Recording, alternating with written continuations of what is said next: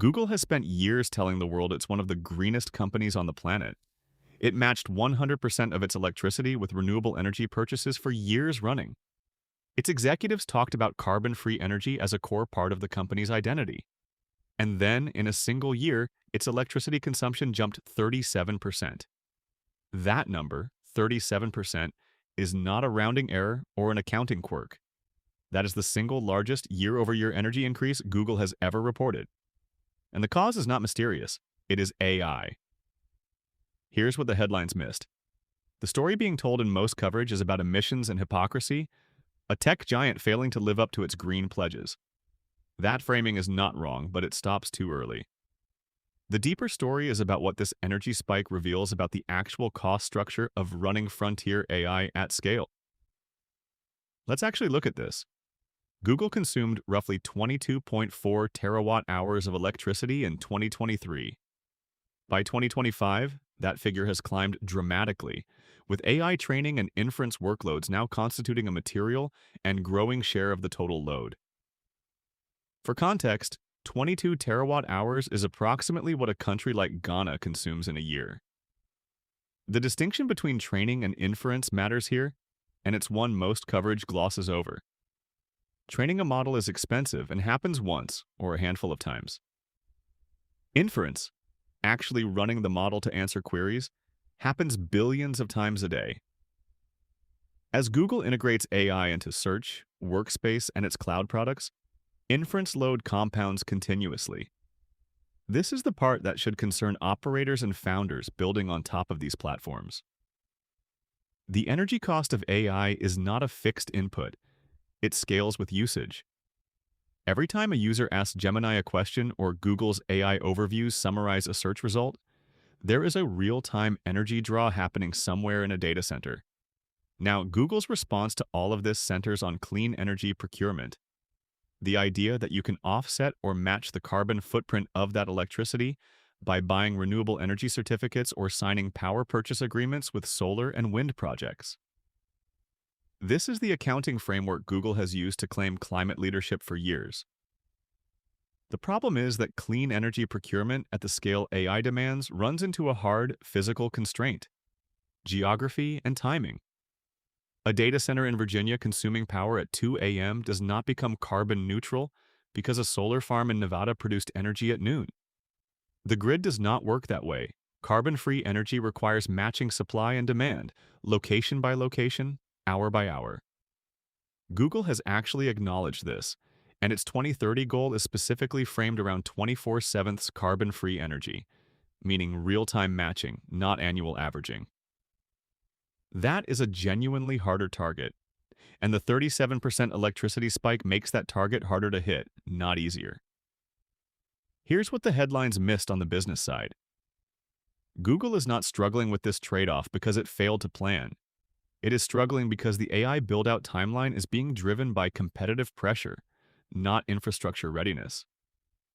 When OpenAI launches a product, Google cannot wait 18 months for a new clean energy contract to come online before responding.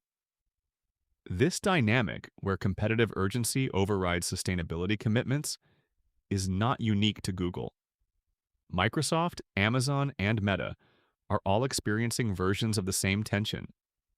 Each of them has made public net zero or clean energy pledges.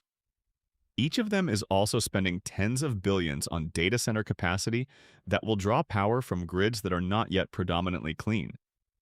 There is a secondary implication here that gets almost no attention: the effect on energy markets themselves. When the four largest technology companies are simultaneously racing to lock up gigawatts of power capacity, they are competing with utilities, manufacturers, and municipalities for the same transmission infrastructure and generation assets. That competition drives up the cost of power and delays the build-out of clean capacity that would otherwise have served other industries.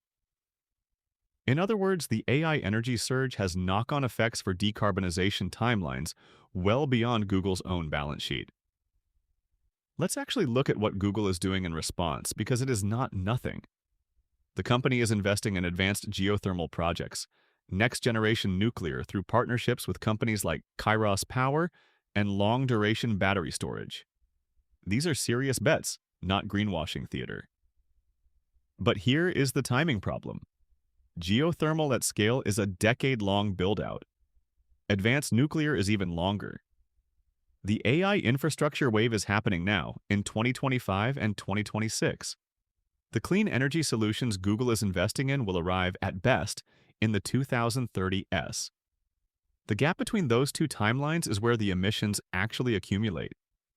For product managers and operators thinking about AI tooling decisions, there is a practical lens here too. When you are evaluating whether to build on Google's AI infrastructure versus running models on-premise, or with smaller providers, energy cost and carbon accounting are becoming real variables, not just for ethics teams, but for enterprise procurement and regulatory compliance in the EU and beyond. The EU AI Act and associated sustainability disclosure requirements are going to force more transparency about the carbon footprint of AI workloads. Companies that embedded AI deeply into their products without tracking energy provenance are going to face awkward compliance conversations in the next 2 to 3 years.